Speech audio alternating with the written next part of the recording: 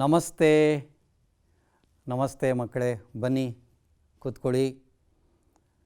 10ನೇ ತರಗತಿಯ ನಲ್ಮೆಯ ವಿದ್ಯಾರ್ಥಿಗಳಿಗೆ ಇವತ್ತಿನ ಈ ರೇಖಾಗಣಿತದ ಅವಧಿಗೆ ತಮಗೆಲ್ಲರಿಗೂ ಕೂಡ ಆತ್ಮೀಯವಾದಂತಹ ಸ್ವಾಗತ. ಮಕ್ಕಳೇ, ನಾವು ಅಧ್ಯಾಯ 2 ತ್ರಿಭುಜಗಳು ಈ ಅಧ್ಯಾಯವನ್ನು ಪ್ರಾರಂಭ ಮಾಡಿದ್ವಿ.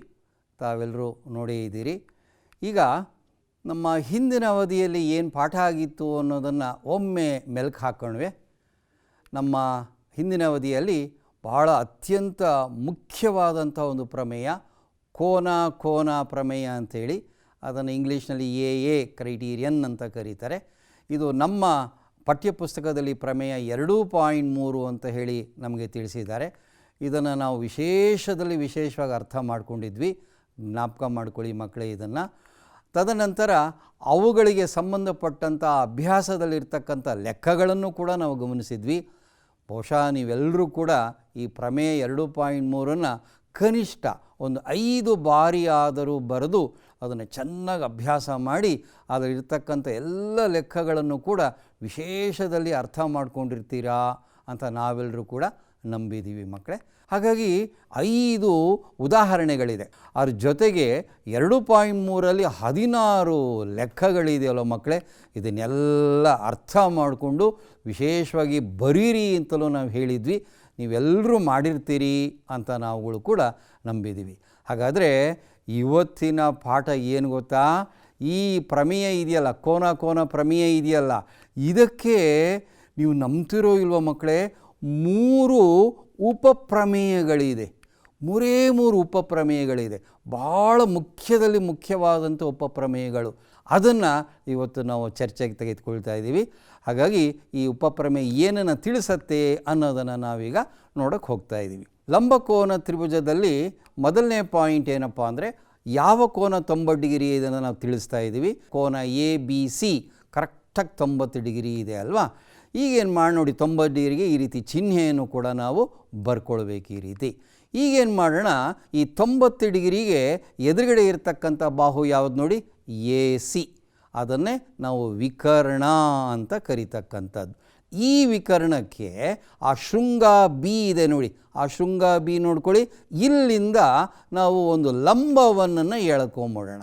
ಹೌದಾ? ನೋಡಿ, ಬಿ ಡಿ ಎನ್ನನ್ನು AC ಆಗಿ ಲಂಬವಾಗಿ ರಚಿಸ್ಕೊಂಬಿಡೋಣ. ಆ ಬಿ ಡಿ ಎನ್ನನ್ನು ರೇಖಾಖಂಡವನ್ನು ವಿಕರ್ಣ ACಗೆ ಲಂಬವಾಗಿ ರಚಿಸ್ಕೊಂಬಿಟ್ರೆ ಮಕ್ಕಳೇ, ನೋಡ್ತಾ ಇದ್ದೀರಾ ಎಷ್ಟು ಲಂಬಕೋನ ತ್ರಿಭುಜಗಳಿದೆ? ಎಣಿಸ್ಕೊಳ್ಳಿ ನೀವು ಕೂಡ. ಯಾವುದಾದ್ರು ಹೇಳಿ, ಮೊದಲನೇದು ಯಾವ್ದು ಹೇಳಿ? ತ್ರಿಭುಜ ABC ಲಂಬಕೋನ ತ್ರಿಭುಜ ಆಗಿತ್ತು. ಹೌದಾ? ಈಗ ಕೋನ ಡಿ ನೋಡಿ, 2 ಆ ಕಡೆ ಈ ಕಡೆ ಎಡಭಾಗ ಬಲಭಾಗದಲ್ಲಿ 90 ಡಿಗ್ರಿ ಇರೋದ್ರಿಂದ ನೋಡಿ, ಒಟ್ಟಾರೆ ನಮಗೆ ಈ ಚಿತ್ರದಲ್ಲಿ 3 ಲಂಬಕೋನ ತ್ರಿಭುಜಗಳು ಬಂದ್ಬಿಟ್ಟಿದೆ. ಈ ಕೋನ ಪ್ರಮೇಯವನ್ನು ಇಂತಹ ಒಂದು ಲಂಬಕೋನ ತ್ರಿಭುಜದಲ್ಲಿ ಅನ್ವಯ ಮಾಡಿ ಅಪ್ಲೈ ಮಾಡಿ ಇದರಿಂದ ವಿಶೇಷವಾದಂಥ ಒಂದು ಫಲಿತಾಂಶಗಳು, ರಿಸಲ್ಟ್ ಸಿಗುತ್ತೆ. ಭಾಳ ಮುಖ್ಯವಾದದ್ದು ರಿಸಲ್ಟ್ಸ್ಗಳು ಬರುತ್ತೆ, ಫಲಿತಾಂಶಗಳು ಬರುತ್ತೆ. ಇದನ್ನು ನಾವು ಅರ್ಥ ಮಾಡ್ಕೊಳ್ಳೋದೇ ಇವತ್ತಿನ ಈ ಅವಧಿಯ ಮೂಲ ಉದ್ದೇಶ ಆಗಿದೆ ಮಕ್ಕಳೇ. ತ್ರಿಭುಜ ABC ಜೊತೆಗೆ ಇವುಗಳನ್ನು ಏನು ಮಾಡೋಣ, ಹೋಲಿಸೋದು ಅಂತಂದರೆ ಏನು? ಯಾವ ಕೋನಗಳು ಯಾವ ಕೋನಗಳಿಗೆ ಸಮ ಆಗಿದೆ ಕಾರಣಗಳ ಸಮೇತ ತಿಳಿಸೋದಕ್ಕೆ ನಾವು ಹೋಲಿಸಿ ಅಂತ ಹೇಳ್ತಾ ಇದ್ದೀವಿ. ಮೊದಲನೇದಾಗಿ ನೋಡಿ, ಈ ಕೋನ ABC ನೋಡಿ ಮಕ್ಕಳೇ, ಈ ಕೋನ ABCಗೆ ನೋಡಿ ಒಂದು ಸ್ಟಾರ್ ಮಾರ್ಕ್ ಕೂಡ ಬರ್ತಾ ಇದೆ ನೋಡಿ. ಆ ಕೋನ ಏನಾಗಿದೆ, ತ್ರಿಭುಜ ADBಗೂ ಬರ್ತಾ ಇದೆ ಮತ್ತು ತ್ರಿಭುಜ ABCಗೂ ಬರ್ತಾ ಇರೋದ್ರಿಂದ ಆ ಕೋನ ಏನಾಯಿತು, ಉಭಯ ಸಾಮಾನ್ಯ ಆಗೋಯ್ತದು. ಹೌದಾ? ನಂತರ ಇನ್ನು ಕೋನ ADB ನೋಡಿ, ನೋಡ್ತಾ ಇದ್ದೀರಾ? ನಾವು ತೋರಿಸ್ತಾ ಇದ್ದೀವಿ ಚಿತ್ರದಲ್ಲಿ ಪಾಯಿಂಟರಲ್ಲಿ. ಕೋನ ADB ನೋಡಿ ಮಕ್ಕಳೇ, ADB ನೋಡಿ, ಅದು 90 ಡಿಗ್ರಿ ಇದೆ. ಮತ್ತು ಕೋನ ABC ನೋಡಿ, ಕೋನ ABC ಕೂಡ 90 ಡಿಗ್ರಿನೇ ಇರೋದ್ರಿಂದ ಅವೆರಡು ಕೂಡ ಏನಾಯಿತು, 90 ಡಿಗ್ರಿನೇ ಆಗೋಯ್ತು. ಕಾರಣ ದತ್ತ ಅಂತ ಹೇಳೋಣ. ಸಮಕೋನೀಯ ಆಗಿದ್ದರೆ ಅವುಗಳೇನಾಗಿರುತ್ತೆ ಹೇಳಿ, ಅವುಗಳು ಸಮರೂಪಿಗಳೇ ಆಗಿರುತ್ತೆ. ಅಲ್ವಾ? ಈ ಗುಣವನ್ನು ನಾವು ಅರ್ಥ ಮಾಡ್ಕೊಂಡಿದ್ದೀವಿ. ಹಾಗಾಗಿ ಲಂಬಕೋನ ತ್ರಿಭುಜ ADB ಸಮರೂಪ ಲಂಬಕೋನ ತ್ರಿಭುಜ ABC ಅನ್ನೋದು ಅರ್ಥ ಆಯಿತು. ಹೌದಾ? ಕೋನ ಪ್ರಮೇಯವನ್ನು ನಾವೀಗ ಅನ್ವಯ ಮಾಡ್ತಾ ಇದ್ದೀವಿ. ಹೇಗೆ ಮಾಡೋದು ನೋಡಿ. ತ್ರಿಭುಜ ADBನಲ್ಲಿ ಮೊದಲ 2 ಅಕ್ಷರ ತಗೊಳ್ಳಿ ಮಕ್ಕಳೇ. ಓಕೆ, AD ಭಾಗಿಸು ತ್ರಿಭುಜ ABCನಲ್ಲೂ ಮೊದಲ 2 ಅಕ್ಷರಗಳನ್ನೇ ತೆಗೆದುಕೊಂಡ್ರೆ AB ಬಂತು. ಮೊದಲ 2 ಅಕ್ಷರಗಳು ತ್ರಿಭುಜ ADBನಲ್ಲಿ, ತ್ರಿಭುಜ ABCನಲ್ಲಿ ಮೊದಲ 2 ಅಕ್ಷರಗಳನ್ನೇ ತೆಗೆದುಕೊಂಡಿದ್ದೀವಿ. ಈಗ ಅದನ್ನು ಚಿತ್ರದಲ್ಲಿ ತೋರಿಸ್ತೀವಿ ನೋಡಿ. ಇವಾಗ ನೋಡಿ, ಕೋನ ABD ತೋರಿಸ್ತಾ ಇದ್ದೀವಿ ನೋಡಿ. ಕೋನ ABD ಅಲ್ಲೊಂದು ಚುಕ್ಕೆ ಕೂಡ ಬಂದಿದೆ. ಮತ್ತು ಅದು ಯಾವುದಕ್ಕೆ ಸಮ ಆಗಿದೆ ಹೇಳಿ? ಕೋನ BCDಗೆ ಸಮ ಆಗಿದೆ. ಈ 2 ಕೋನಗಳು ಸಮ ಆಗಿದೆ ಅಲ್ವಾ? ಆದ್ದರಿಂದ ಇವುಗಳಿಗೆ ಅಭಿಮುಖ ಬಾಹುಗಳನ್ನು ತೋರಿಸೋಣ. ಇವಾಗ ಕೋನ ABDಗೆ ಯಾವುದು ಅಭಿಮುಖವಾಗಿದೆ ನೋಡಿ? AD ಅಂತಕ್ಕಂಥದ್ದು ಕೋನ ABDಗೆ ಅಭಿಮುಖವಾಗಿದೆ ಅಲ್ವಾ? ಇನ್ನು ಕೋನ Cಗೆ ತ್ರಿಭುಜ ABCನಲ್ಲಿ ಯಾವುದು ಅಭಿಮುಖವಾಗಿದೆ ನೋಡಿ? AB ಅನ್ನೋದು. ಆದ್ದರಿಂದಲೇ ನಾವಲ್ಲಿ ಬರೆದಿರೋದು ಅನುಪಾತವನ್ನು AD ಡಿವೈಡೆಡ್ ಬೈ AB. ಅಂದರೆ AD ಬಾಹುವಿಗೆ AB ಬಾಹು ಅನ್ನೋದನ್ನೇ ಅದಕ್ಕೆ ಆ ಕರಸ್ಪಾಂಡಿಂಗ್ ಆಗಿರ್ತಕ್ಕಂಥ ಅನುರೂಪ ಬಾಹು ಆಯಿತು. ಅದು ಯಾವುದಕ್ಕೆ ಸಮ ಆಗಿರುತ್ತೆ ನೋಡಿ? ಇವಾಗ ದ್ಯಾಟ್ ಈಸ್ ಈಕ್ವಲ್ ಟು ಮೊದಲ ಅಕ್ಷರ ಕೊನೆಯ ಅಕ್ಷರ ತಗೊಳ್ಳಿ, AB ಆಯಿತು, ಭಾಗಿಸು ಈ ತ್ರಿಭುಜ ABCನಲ್ಲೂ ಮೊದಲನೇದು ಕೊನೆಯ ಅಕ್ಷರ ಬರೆದ್ರೆ AC ಬಂತು. ಓರೆ ಗುಣಾಕಾರ ಮಾಡ್ಕೊಂಬಿಡಿ ಮಕ್ಕಳೇ. ಇದರ ಪರಿಣಾಮವಾಗಿ equals with an arrow mark ಹಾಕಿದರೆ ಇದರ ಪರಿಣಾಮವಾಗಿ ದಿಸ್ ಇಂಪ್ಲೈಸ್ ದಟ್ ಅಂತ ಓದ್ಕೊಳ್ಳಿ. ಈಗ ABನ ಗುಣಿಸ್ಕೊಳ್ಳಿ ಮಕ್ಕಳೇ. ಓರೆ ಗುಣಾಕಾರ ಮಾಡಿ AB ಸ್ಕ್ವಯರ್ ಆಯಿತು is equal to AC into AD ಆಗೋಯಿತು ನೋಡಿ. ಇದನ್ನೇ ನಾವು ಉಪಪ್ರಮೇಯ 1 ಅಂತ ಕರೆಯೋದು. ಈಗ ಸ್ಟಾರ್ಟ್ ಮಾಡೋಣ. ಯಾವ್ಯಾವ ತ್ರಿಭುಜ ಹೋಲಿಸೋಣ ಹೇಳಿ? ಲಂಬಕೋನ ತ್ರಿಭುಜ BDC ಮತ್ತು ನಮ್ಮ ದತ್ತ ತ್ರಿಭುಜ ಇದೆಯಲ್ಲ ಲಂಬಕೋನ ತ್ರಿಭುಜ ABC, ಇವುಗಳನ್ನು ಹೋಲಿಸ್ಬಿಡೋಣ. ಹೋಲಿಸಿದರೆ ನೋಡಿ, ಕೋನ C ಅನ್ನೋದಕ್ಕೆ ಸ್ಟಾರ್ ಮಾರ್ಕ್ ಬರ್ತಾ ಇದೆ, ನಕ್ಷತ್ರದ ಚಿಹ್ನೆ ಬರ್ತಾ ಇದೆ. ಅದು ನೋಡ್ಕೊಳ್ಳಿ, ಅದು ತ್ರಿಭುಜ BDCಗೂ ಬರ್ತಾ ಇದೆ, ತ್ರಿಭುಜ ABCಗೂ ಬರ್ತಾ ಇದೆ. ಹಾಗಾಗಿ ಇದನ್ನು ಸಾಮಾನ್ಯ, ಉಭಯ ಸಾಮಾನ್ಯ, ಎರಡಕ್ಕೂ ಕೂಡ ಆ ಕೋನ ಬರ್ತಿರೋದ್ರಿಂದ ಇದನ್ನು ಉಭಯ ಸಾಮಾನ್ಯ ಅಂತ ಕರೆದ್ವಿ. ಒಂದು ಕೋನ ಆಗೇ ಹೋಯಿತು. ಇನ್ನೊಂದು ಕೋನ ಯಾವ್ದು ಬರಿತೀರಿ ನೀವಿವಾಗ? ಹೌದು, ಲಂಬಕೋನಗಳನ್ನು ಬರೆದುಬಿಡೋಣ. ಯಾವುದೇ ಲಂಬಕೋನ ಇದೆ ನೋಡ್ಕೊಳ್ಳಿ ಮಕ್ಕಳೇ ಇವಾಗ. ಓಕೆ, ಕೋನ BDC ನೋಡಿ 90 ಡಿಗ್ರಿ ಇದೆ, ಕೋನ ABC ನೋಡಿ ಅದು 90 ಡಿಗ್ರಿನೇ ಇದೆ. ಹಾಗಾಗಿ ಅವೆರಡು ಸಮ ಆಗಲಿಲ್ವೇ ಮಕ್ಕಳೇ?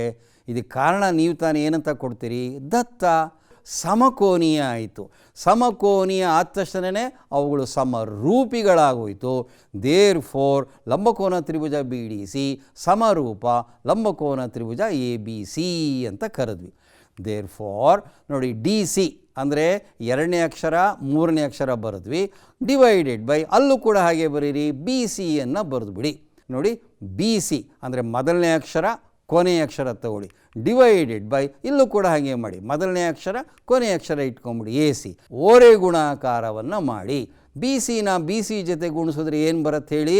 BC ಸ್ಕ್ವಯರ್ ಬರುತ್ತೆ is equal to AC into DC ಅಂತ ಬಂದ್ಬಿಡ್ತು.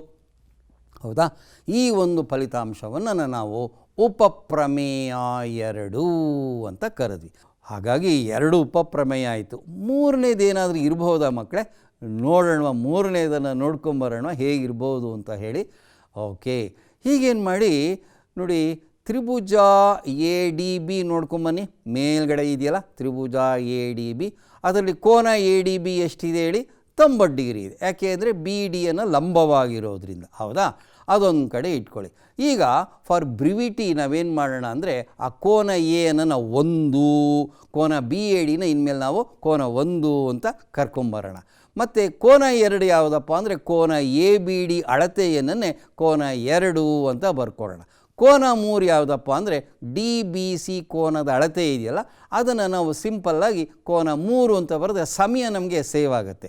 ಅಷ್ಟುದ DBC ಅಂತ ಬರೆಯೋ ಬದಲು ಇನ್ಮೇಲೆ ಕೋನ 3 ಅಂತ ಬರೆದು ಹಾಕ್ಬಿಡೋಣ ನಾವು. ಹಾಗಾದರೆ ಹೀಗೆ ಹೇಳ್ಬೋದಾ ಮಕ್ಕಳೇ? ತ್ರಿಭುಜ ಎ ಡಿ ಬಿಯಲ್ಲಿ ಕೋನ 1 ಪ್ಲಸ್ ಕೋನ 2 ಕೂಡಿದ್ರೆ 90 ಡಿಗ್ರಿ ಆಗುತ್ತೆ ಅಂತ ಹೇಳ್ಬೋದಲ್ವ.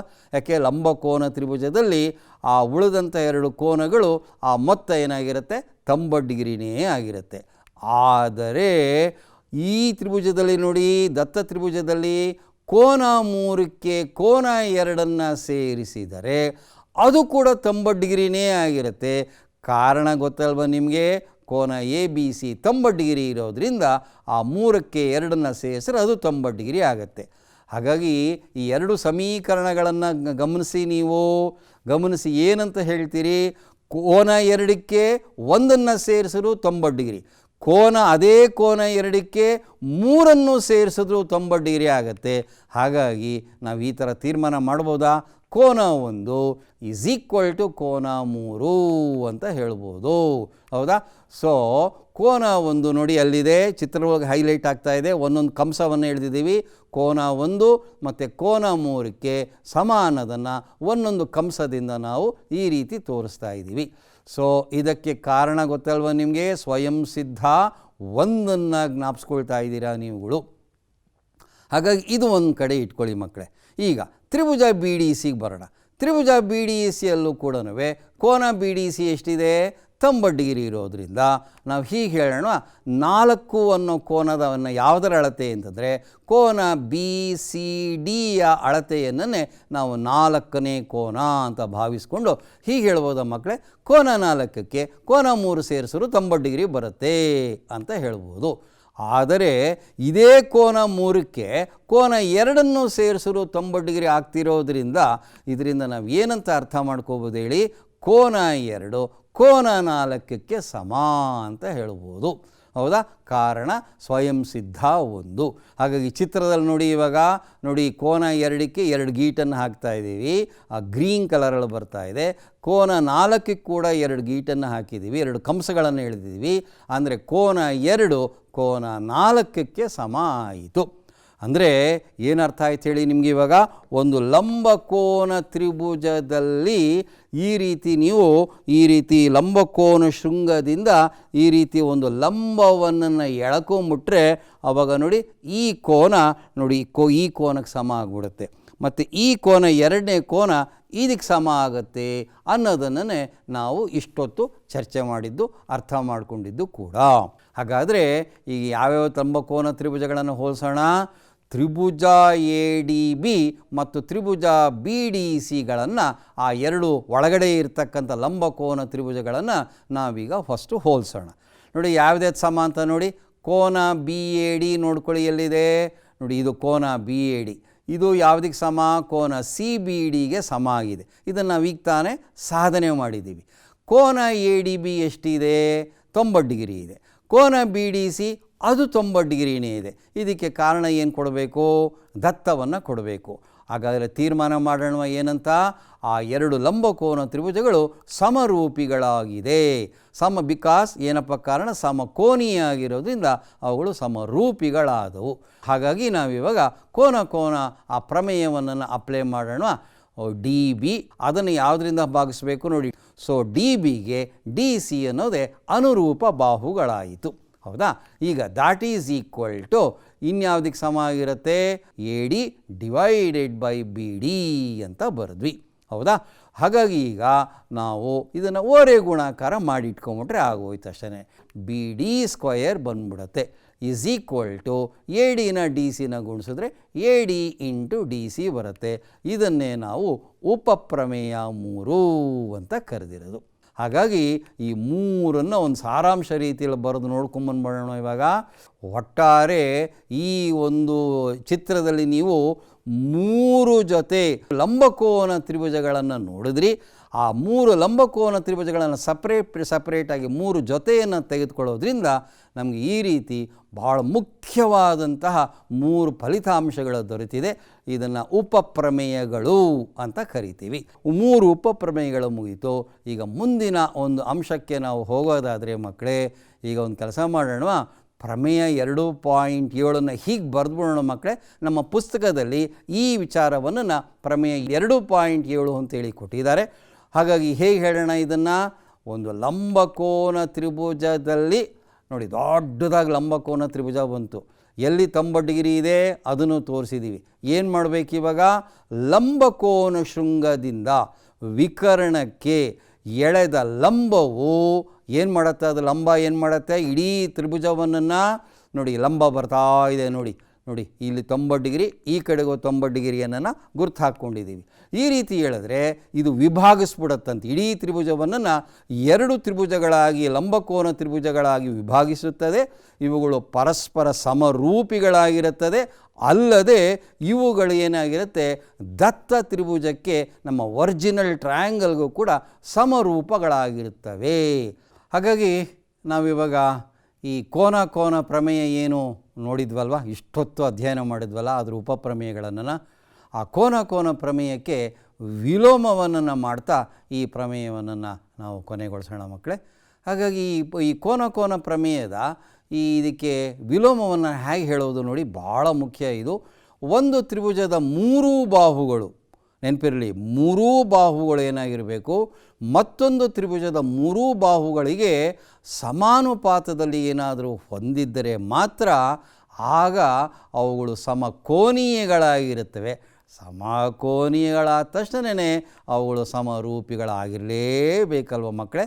ಇದನ್ನು ನಾವು ಪ್ರಮೇಯ 2.3ರ ವಿಲೋಮ ಅಂತಲೂ ಬಾಹು ಪ್ರಮೇಯ ಅಂತಲೂ, ಇದನ್ನು ನಮ್ಮ ಪುಸ್ತಕದಲ್ಲಿ 2.4 ಪ್ರಮೇಯ ಅಂತ ಕೊಟ್ಟಿದ್ದಾರೆ.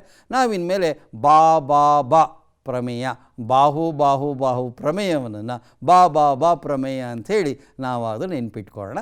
ಇದನ್ನು ಸೈಡ್ ಎಸ್ ಥಿಯರಮ್ ಅಂತ ನಾವು ಇಂಗ್ಲೀಷ್ನಲ್ಲಿ ಕರ್ಕೊಳ್ಳೋಣ ಮಕ್ಕಳೇ. ಹೌದಾ? ಓಕೆ. ನೋಡಿ ಇಲ್ಲಿ ಇದಕ್ಕೆ ದತ್ತವನ್ನು ಹೇಗೆ ಬರೆಯೋದು ನೋಡಿ. ತ್ರಿಭುಜ ABC ಮತ್ತು ತ್ರಿಭುಜ DEFಗಳಲ್ಲಿ ಯಾವ ಬಾಹುಗಳು ಅನುರೂಪ ಬಾಹುಗಳಿದೆ? AB /DE = BC /EF = CA /FD ಆಗಿದೆ. ಆ ರೀತಿಯಲ್ಲಿ ಈ 2 ತ್ರಿಭುಜಗಳು ಇದೆ ಅಂತ ಇಟ್ಕೊಳ್ಳೋಣ. ಆ ರೀತಿ ಇದ್ದರೆ ಏನನ್ನು ಸಾಧಿಸಬೇಕು ನಾವು ಅಂದರೆ, ಈ ಕೋನ A ಎಷ್ಟಿರುತ್ತೆ? ಕೋನ Dಗೆ ಸಮ ಆಗಿರುತ್ತೆ. ಕೋನ B ಕೋನ Eಗೆ ಸಮ ಆಗಿರುತ್ತೆ. ಕೋನ C ಕೋನ Fಗೆ ಸಮ ಆಗಿರುತ್ತೆ ಅಂತ ಹೇಳಿ ನಾವು ತೀರ್ಮಾನ ತಗೋಬೋದು. ಅಂದರೆ ಆ 2 ತ್ರಿಭುಜಗಳು ಕೂಡ ಸಮರೂಪಿಗಳಾಗಿರುತ್ತವೆ. ಈ ರೀತಿಯಾಗಿ ನಾವು ಆ ಬಾ ಎಸ್ ಪ್ರಮೇಯವನ್ನು ಈ ರೀತಿ ನಾವು ಅರ್ಥ ಮಾಡ್ಕೊಳ್ಳೋಣ ಮಕ್ಕಳೇ. ಈ 2 ತ್ರಿಭುಜಗಳನ್ನು ತಾವು ನೋಡ್ತಾ ಇದ್ದೀರಿ. ಮೇಲ್ಗಡೆ ತ್ರಿಭುಜ ABC, ಪಕ್ಕದಲ್ಲೇ ತ್ರಿಭುಜ DEF ಇದೆ. ಕೆಳಗಡೆಯೂ ಕೂಡ ಒಂದು ಜೊತೆ ಆ ತ್ರಿಭುಜಗಳನ್ನು ತಾವು ನೋಡ್ತಾ ಇದ್ದೀರಿ. ಈಗ ಆ ಅನುರೂಪ ಬಾಹುಗಳಿಗೆ ಸಮಾನುಪಾತ ಇದೆಯೇ ಅಂತ ನೋಡಿದ್ರೆ ಇಲ್ಲಿ 2 ಜೊತೆಗೆ ಮಾತ್ರ ತಗೊಳ್ತಾ ಇದ್ದೀವಿ. AB/DE ತಗೊಂಡ್ರೆ 2 ಬರ್ತಾ ಇದೆ. BC/EF ತಗೊಂಡ್ರೂ ಕೂಡ 2 ಸಂದರ್ಭದಲ್ಲೂ ಕೂಡ 2 ಬರ್ತಾ ಇದೆ. ಹಾಗಾದರೆ ನೀವು ಏನಂತ ತೀರ್ಮಾನ ತಗೋಬೋದು? ಈ 2 ಸಮರೂಪಿಗಳಾಗಿರುತ್ತವೆ ಅನ್ನೋದ್ರ ಬಗ್ಗೆ ತಾವು ಗಮನಿಸಿ ನೋಡಿ. ಮೊದಲನೇ ಚಿತ್ರದಲ್ಲಿ ನಾವೇನು ಹೇಳ್ಬೋದು ಅಂತಂದರೆ ಇವೆರಡು ಕೂಡ ಸಮರೂಪಿಗಳಾಗಿದೆ ಅಂತ ಹೇಳ್ಬೋದು. ಎರಡನೇ ಚಿತ್ರದಲ್ಲಿ ನೋಡಿ ಇಲ್ಲದೇ ಇರ್ತಕ್ಕಂಥ ಒಂದು ಸಂದರ್ಭವೂ ಕೂಡ ಬರುತ್ತೆ. ಹಾಗಾಗಿ ನೀವು ಏನನ್ನು ಎಚ್ಚರ ವಹಿಸಬೇಕು ಅಂದರೆ, ಆ ಸಮರೂಪಿಗಳಾಗಬೇಕಾದ್ರೆ ಒಂದು ತ್ರಿಭುಜದ 3 ಬಾಹುಗಳು ಮತ್ತೊಂದು ತ್ರಿಭುಜದ 3 ಬಾಹುಗಳಿಗೆ ಅನುಪಾತದಲ್ಲಿ ಸಮಾನುಪಾತದಲ್ಲಿ ಇದ್ದರೆ ಮಾತ್ರ ಆಗ ಅವುಗಳು ಸಮರೂಪಿಗಳಾಗಿರುತ್ತೆ. ಇಲ್ಲದೇ ಇದ್ದರೆ ಆಗಿರಬಹುದು, ಆಗಿಲ್ಲದೇನೆ ಇರಬಹುದು ಅನ್ನೋದೇ ಈ ಒಂದು ಸ್ಲೈಡಿನ ಒಂದು ಬಹಳ ಮುಖ್ಯವಾದ ಪ್ರಮುಖವಾದ ಅಂಶ ಮಕ್ಕಳೇ. ಆದರೆ ಕೋನ ಪ್ರಮೇಯದಲ್ಲಿ ಒಂದು ತ್ರಿಭುಜದ 2 ಕೋನಗಳು ಮತ್ತೊಂದು ತ್ರಿಭುಜದ 2 ಕೋನಗಳಿಗೆ ಸಮ ಆಗಿದ್ದರೆ ಸಾಕು, ಆಟೋಮೆಟಿಕ್ಕಾಗಿ ಇದರ 3ನೇದು ಅದರ 3ನೇದಕ್ಕೆ ಸಮ ಆಗಿರುತ್ತೆ. ಬಟ್ ಇಲ್ಲಿ ಹೀಗಲ್ಲ. ಬಾ ಪ್ರಮೇಯದಲ್ಲಿ ಇದೊಂದು ಬಹಳ ವಿಶೇಷವಾದ ಅಂಶ ನೀವು ಗಮನಿಸ್ತಾ ಇದ್ದೀರಿ. ಕೇವಲ 2 ಬಾಹುಗಳು ಮತ್ತೊಂದು ತ್ರಿಭುಜ 2 ಬಾಹುಗಳಿಗೆ ಅನುಪಾತದಲ್ಲಿ ಇದ್ದರೆ ಅವುಗಳು ಸಮರೂಪಿಗಳಾಗಿರಬಹುದು, ಆಗಿಲ್ಲದೇನೆ ಇರತಕ್ಕಂಥ ಒಂದು ಅವಕಾಶ ಇದೆ. ಹಾಗಾಗಿ ತಾವು 3 ಬಾಹುಗಳನ್ನು ಚೆಕ್ ಮಾಡಿ ಅವುಗಳು ಸಮಾನುಪಾತತೆಯಲ್ಲಿ ಇದ್ದರೆ ಮಾತ್ರ ನೀವು ಸಮರೂಪಿಗಳಾಗಿರುತ್ತವೆ ಅನ್ನೋ ತೀರ್ಮಾನಕ್ಕೆ ಬನ್ನಿ ಅನ್ನೋ ಒಂದು ಎಚ್ಚರ ಮಾತನ್ನು ನಿಮಗೆ ತಿಳಿಸ್ತಾ ಇದ್ದೀವಿ. ಹಾಗಾಗಿ ಈ ಕೋನ ಪ್ರಮೇಯವನ್ನು ನೋಡಿ ಒಂದು ಸರಿ ಅದರ ವಿಲೋಮವನ್ನು ನೋಡ್ಕೊಂಬಂದ್ಬಿಡಿ ಮಕ್ಕಳೇ. ನೋಡಿ, ಕೋನ ಪ್ರಮೇಯದ ಪ್ರಕಾರ ಎರಡು ತ್ರಿಭುಜಗಳಲ್ಲಿ ಅನುರೂಪ ಕೋನಗಳು ಸಮವಾದರೆ ಅವುಗಳ ಅನುರೂಪ ಬಾಹುಗಳು ಸಮಾನುಪಾತದಲ್ಲಿ ಇರುತ್ತದೆ. ಆದ್ದರಿಂದ ಆ ತ್ರಿಭುಜಗಳು ಸಮರೂಪಿಗಳಾಗಿರುತ್ತೆ ಅಂತ ಹೇಳ್ತೀವಿ. ಇದರ ವಿಲೋಮ ಹೇಳು ಅಂದರೆ ಒಂದು ತ್ರಿಭುಜದ ಮೂರೂ ಬಾಹುಗಳು, ಹೌದಲ್ವಾ, ಮೂರು ಬಾಹುಗಳನ್ನು ತೆಗೆದುಕೋಬೇಕು. ಮತ್ತೊಂದು ತ್ರಿಭುಜದ ಮೂರು ಅನುರೂಪ ಬಾಹುಗಳಿಗೆ ಸಮಾನುಪಾತ ಹೊಂದಿದರೆ ಅವುಗಳು ಅನುರೂಪ ಕೋನಗಳು ಸಮವಾಗಿರುತ್ತವೆ ಮತ್ತು ಆದ್ದರಿಂದ ಆ ಎರಡು ತ್ರಿಭುಜಗಳು ಸಮರೂಪಿಗಳಾಗಿರುತ್ತವೆ. ಇದನ್ನು ನಾವು ವಿಲೋಮ ಪ್ರಮೇಯ, ಬಾಬಾಬ ಪ್ರಮೇಯ ಅಂತಲೂ ನಾವು ಇದನ್ನು ಕರಿತೀವಿ. ಇದು ಪ್ರಮೇಯ 2.3, ಕೆಳಗಡೆ ಇರೋದು ವಿಲೋಮ. ನಮ್ಮ ಟೆಕ್ಸ್ಟ್ ಬುಕ್ನಲ್ಲಿ ಪ್ರಮೇಯ 2.4 ಅನ್ನೋದನ್ನು ನೀವು ಗಮನಿಸ್ಕೊಳ್ಳಿ. ಓಕೆ, ಹಾಗಾದರೆ ಸಮರೂಪ ತ್ರಿಭುಜಗಳನ್ನು ಕಂಡುಹಿಡಿಯೋದಕ್ಕೆ ಎಷ್ಟು ಮಾರ್ಗಗಳಿದೆ ಅಂತಾಯಿತು ಅನ್ನೋದನ್ನು ನಾವು ಸಂಕ್ಷಿಪ್ತವಾಗಿ ನೋಡೋದಾದರೆ, ಮೊದಲನೇ ಮಾರ್ಗ, ಆ ಎರಡು ತ್ರಿಭುಜಗಳು ಸಮಕೋನೀಯಗಳಾಗಿವೆಯೇ ಅನ್ನೋದನ್ನು ಪರೀಕ್ಷಿಸಿ ಮಕ್ಕಳೇ. ಕೋನಮಾಪಕ ತಗೊಳ್ಳಿ, ಆ ಕೋನಗಳನ್ನು ಅಳತೆ ಮಾಡಿ ಸಮವಾಗಿದೆಯೇ ಅನ್ನೋದನ್ನು ಪರೀಕ್ಷೆ ಮಾಡಿ. ಉತ್ತರ ಏನಾದರೂ ಆಗಿದ್ದರೆ ಅಂತ ಬಂದುಬಿಟ್ರೆ ನೀವು ತಕ್ಷಣ ಏನಂತ ತೀರ್ಮಾನ ತಗೋಬೋದು, ಸಮರೂಪಿಗಳು ಅಂತ ತೀರ್ಮಾನಿಸ್ಬಿಡಿ. ಅಥವಾ ಇನ್ನೊಂದು ಮಾರ್ಗವನ್ನು ಹೇಳೋದಾದರೆ, ಬಾಹುಗಳ ಅಳತೆಗಳನ್ನು ತೆಗೆದುಕೊಂಬನ್ನಿ. ಆ ಬಾಹುಗಳ ಅಳತೆಗಳನ್ನು ತೆಗೆದುಕೊಂಡು ಅವುಗಳು ಒಂದೇ ಅನುಪಾತದಲ್ಲಿ ಬರ್ತಾ ಇದೆಯೇ ಇಲ್ಲವೇ ಅನ್ನೋದನ್ನು ಪರೀಕ್ಷಿಸಿ. ಉತ್ತರ ಏನಾದರೂ ಆಗಿದೆ ಇದೆ ಅಂತ ಬಂದರೆ ನೀವು ತಕ್ಷಣ ಏನಂತ ತೀರ್ಮಾನ ಮಾಡ್ಬೋದು ಅಂದರೆ ಆ ಎರಡು ತ್ರಿಭುಜಗಳು ಸಮರೂಪಿಗಳಾಗಿರ್ತವೆ ಅಂತ ಹೇಳಿ ನೀವಾದರೂ ತೀರ್ಮಾನ ಮಾಡ್ಬೋದು. ಹಾಗಾದರೆ ಎರಡನೇ ಮಾರ್ಗ ಮಕ್ಕಳೇ ಇರೋದು ನಮ್ಮ ಹತ್ರ, ಇನ್ನೇನು ಬೇರೆ ಮಾರ್ಗಗಳೇ ಇಲ್ವಾ ಸಮರೂಪ ತ್ರಿಭುಜಗಳನ್ನು ಕಂಡುಹಿಡಿಯೋದಕ್ಕೆ? ಈ ಎರಡು ಮಾರ್ಗಗಳಲ್ಲದೆ ಇನ್ಯಾವುದಾದ್ರೂ ಅನ್ಯ ಮಾರ್ಗಗಳು ಇದೆಯೇ? ಇದನ್ನು ನಾವೀಗ ಒಂದು ಸ್ವಲ್ಪ ಯೋಚನೆ ಮಾಡೋಣ. ಓಕೆ, ಇದನ್ನು ಪರೀಕ್ಷೆ ಕೂಡ ನಾವಿವಾಗ ಮಾಡೋಣ ಮಕ್ಕಳೇ. ಹಾಗಾಗಿ ಇನ್ನೂ ಹಲವಾರು ಮಾರ್ಗಗಳಿದೆ ಮಕ್ಕಳೇ. ಅವುಗಳಲ್ಲಿ ಇನ್ನೊಂದು ಮಾರ್ಗವನ್ನು ನಿಮ್ಮ ಮುಂದೆ ಈಗ ನಾನು ವ್ಯಕ್ತಪಡಿಸ್ತಾ ಇದ್ದೀನಿ ಮಕ್ಕಳೀಗ. ಮೂರನೆಯ ಮಾರ್ಗ ನೋಡಿ, ಹೀಗೆ ಹೇಳ್ಬೋದಾ ಇದನ್ನು, ತ್ರಿಭುಜದ ಒಂದು ಕೋನವು ಮತ್ತೊಂದು ತ್ರಿಭುಜದ ಒಂದು ಕೋನಕ್ಕೆ ಅಕಸ್ಮಾತ್ ಏನಾದರೂ ಸಮವಾಗಿದ್ದು ಆ ಕೋನ ಇದೆಯಲ್ಲ, ಆ ಕೋನವನ್ನು ಉಂಟು ಮಾಡುವ ಬಾಹುಗಳು ಇದೆಯಲ್ಲ, ಆ ಬಾಹುಗಳು ಕೂಡ ಸಮಾನುಪಾತದಲ್ಲಿ ಇದ್ಬಿಟ್ರೆ ಸಾಕು, ಆಗ ನಾವು ಆ ಎರಡು ತ್ರಿಭುಜಗಳು ಸಮರೂಪಿಗಳಾಗಿರುತ್ತವೆ ಅಂಥೇಳಿ ನಾವು ತೀರ್ಮಾನ ಮಾಡ್ಬೋದು ಮಕ್ಕಳೇ. ಇದನ್ನೇ ನಾವು ಇನ್ನು ಮುಂದೆ ಬಾಕೋಬ ಪ್ರಮೇಯ ಅಂತ ತೆಗೆದುಕೊಳ್ಳೋಣ. ನಮ್ಮ ಪಠ್ಯಪುಸ್ತಕದಲ್ಲಿ ಇದನ್ನು ಪ್ರಮೇಯ 2.5 ಅಂತ ಹೇಳಿ ಕೊಟ್ಟಿದ್ದಾರೆ. ಇದನ್ನು SAS ಅಂತಲೂ ಕೂಡ ನಾವು ಇದನ್ನು ಇನ್ಮೇಲೆ ಅರ್ಥ ಮಾಡಿಕೊಳ್ಳೋಣ. ಅರ್ಥ ಆಗ್ತಾ ಇದೆಯಾ ನಿಮಗೆ? ಇದು ಮೂರನೇ ಮಾರ್ಗ. ಸಮರೂಪ ತ್ರಿಭುಜಗಳನ್ನು ಕಂಡುಹಿಡಿಯೋದಕ್ಕೆ ನಮಗೆ ಇರ್ತಕ್ಕಂಥ ಮಾರ್ಗಗಳಲ್ಲಿ ಇದು ಮೂರನೇ ಮಾರ್ಗ. ಒಂದು ಕೋನ ತಗೊಳ್ಳಿ, ಮತ್ತೊಂದು ಕೋನ ತಗೊಳ್ಳಿ, ಅವೆರಡು ಸಮ ಇದೆಯೇ ಪರೀಕ್ಷೆ ಮಾಡ್ಕೊಳ್ಳಿ. ಪರೀಕ್ಷೆ ಮಾಡ್ಕೊಂಬಿಟ್ಟು ಆ ಬಾಹುಗಳಿರುತ್ತಲ್ಲ, ಆ ಕೋನವನ್ನು ಉಂಟು ಮಾಡ್ತಕ್ಕಂಥ ಬಾಹುಗಳು, ಆ ಬಾಹುಗಳು ಕೂಡ ಮತ್ತೊಂದು ತ್ರಿಭುಜದ ಆ ಬಾಹುಗಳಿಗೆ ಸಮಾನುಪಾತದಲ್ಲಿ ಇದ್ಬಿಟ್ರೆ ಆಗ ನೀವು ಸಮರೂಪಿ ಅಂಥೇಳಿ ತೀರ್ಮಾನ ಮಾಡ್ಬೋದು. ನೋಡಿ, ಈ ಚಿತ್ರ ನಮಗೆ ತುಂಬ ಸಹಾಯ ಮಾಡುತ್ತೆ. ಇಲ್ಲಿ ಎರಡು ತ್ರಿಭುಜಗಳಲ್ಲಿ ಯಾವ್ಯಾವ ಕೋನ ಸಮವಾಗಿದೆ ಅಂತಂದರೆ, ಮೊದಲನೇದಾಗಿ ಕೋನ ABC ಕೋನ DFಗೆ ಸಮ ಆಗಿದೆ. ನೋಡಿ, ಎರಡು ಕಂಸಗಳ ಮೂಲಕ ಆ ಎರಡು ಸಮವಾಗಿರೋ ಕೋನಗಳನ್ನು ಸೂಚಿಸ್ತಾ ಇದ್ದೀವಿ. ಎರಡನೇ ಪಾಯಿಂಟ್ ಏನಪ್ಪ ಅಂತಂದರೆ, ಈ ಕೋನ A ಇದೆಯಲ್ಲ, ಆ A ಕೋನವನ್ನು ಉಂಟು ಮಾಡ್ತಕ್ಕಂಥ ಬಾಹುಗಳು ಯಾವುದಾದ್ರು ಹೇಳಿ, AB ಮತ್ತು AC. ಕೋನ ಡಿಯನ್ನು ಉಂಟು ಮಾಡ್ತಕ್ಕಂಥ ಬಾಹುಗಳು DE ಮತ್ತು DF.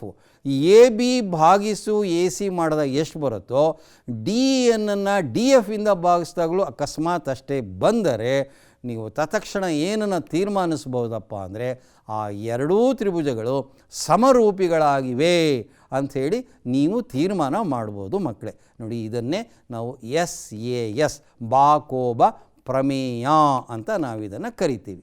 ಈಗ ಅಭ್ಯಾಸ 2.3ರಲ್ಲಿ ಒಂದು ಲೆಕ್ಕವನ್ನು ನಿಮ್ಮ ಮುಂದೆ ಪ್ರಸ್ತುತಪಡಿಸ್ತಾ ಇದ್ದೀನಿ ನಾನು ಇವಾಗ.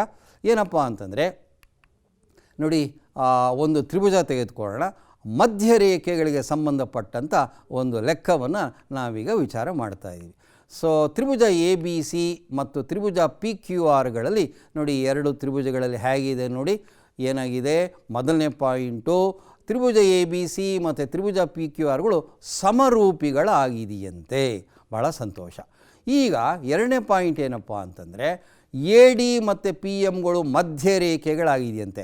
ಅದಕ್ಕೆ ಏನು ಮಾಡಿ, ಸ್ಕೇಲ್ ತಗೊಳ್ಳಿ, ಬಿ ಸಿಯನ್ನು ಅಳತೆ ಮಾಡಿ ಮಕ್ಕಳೇ, ಮಧ್ಯ ಬಿಂದುವನ್ನು ಗುರುತು ಹಾಕಿ ಅದಕ್ಕೆ ಡಿ ಅಂತ ಹೆಸರು ಕೊಡಿ. ಅದೇ ರೀತಿ ಕ್ಯೂ ಆರನ್ನು ಅಳತೆ ಮಾಡಿ ಅದಕ್ಕೆ ಮಧ್ಯ ಬಿಂದು ತಗೊಳ್ಳಿ, ಎಮ್ ಅಂತ ಕೊಡಿ, ಕ್ಯೂ ಎಮ್ಮು ಎಮ್ ಆರ್ ಅಂಥೇಳಿ ಈ ರೀತಿಯಾಗಿ ಗುರುತು ಹಾಕ್ಕೊಬಿಡಿ. ಈಗ ಎ ಮತ್ತು ಡಿಯನ್ನು ಸೇರಿಸ್ಕೊಂಬಿಡಿ, ಪಿ ಮತ್ತು ಎಮ್ಮನ್ನು ಕೂಡ ಸೇರಿಸ್ಕೊಂಬಿಡಿ. ನೋಡಿ, ಇದನ್ನೇ ನಾವು ಮಧ್ಯರೇಖೆಗಳು ಅಂತ ಕರೆಯೋದು.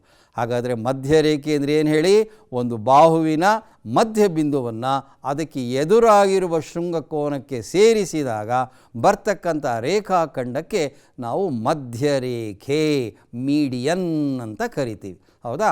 ಹಾಗಾದರೆ ಏನನ್ನು ಸಾಧಿಸ್ಬೇಕು ನಾವಿಲ್ಲಿ ಅಂತ ಕೇಳಿದ್ರೆ, ಎ ಬಿ ಮತ್ತು ಪಿ ಕ್ಯೂ ಬಾಹುಗಳನ್ನು ನೋಡ್ಕೊಂಬನ್ನಿ. ಎ ಬಿ ಅಳತೆಯನ್ನು ಪಿ ಕ್ಯೂ ಇಂದ ಭಾಗಿಸಿದಾಗ ಎಷ್ಟು ಬರುತ್ತೋ, ಎ ಡಿ ಮಧ್ಯರೇಖೆಯನ್ನು ಪಿ ಎಮ್ ಮಧ್ಯರೇಖೆಯಿಂದ ಭಾಗಿಸಿದಾಗ್ಯೂ ಕೂಡ ಅಷ್ಟೇ ಬರುತ್ತೆ ಅಂತ ನಾವು ಸಾಧಿಸಬೇಕು. ಹೇಗೆ ಸಾಧನೆ ಮಾಡೋದು ಮಕ್ಕಳೇ?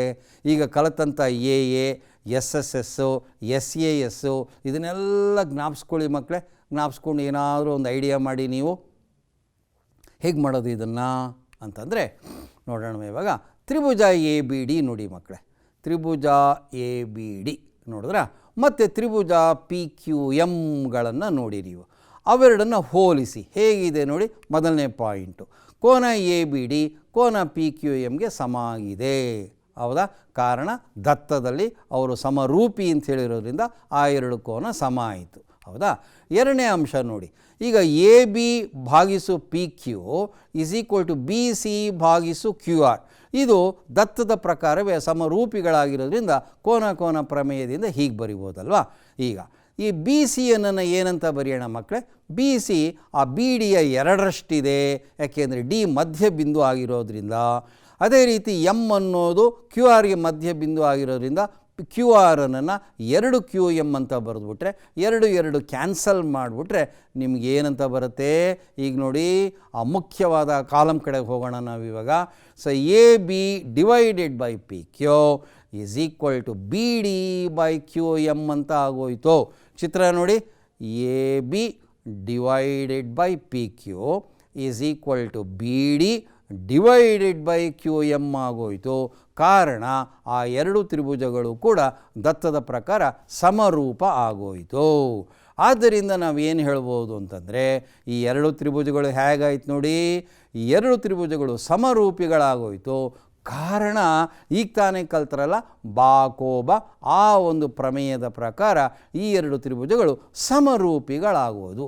ಯಾವಾಗ ಸಮರೂಪಿಗಳಾಗೋದ್ವೋ ನಮ್ಮ ಕೋನ ಪ್ರಮೇಯದ ಪ್ರಕಾರ A B divided by P Q must be equal to A D divided by P M ಅಂತ ಹೇಳಿ ಈ ರೀತಿಯಾಗಿ ನಾವು ಈ ಲೆಕ್ಕವನ್ನು ಅರ್ಥ ಮಾಡ್ಕೋಬಹುದು.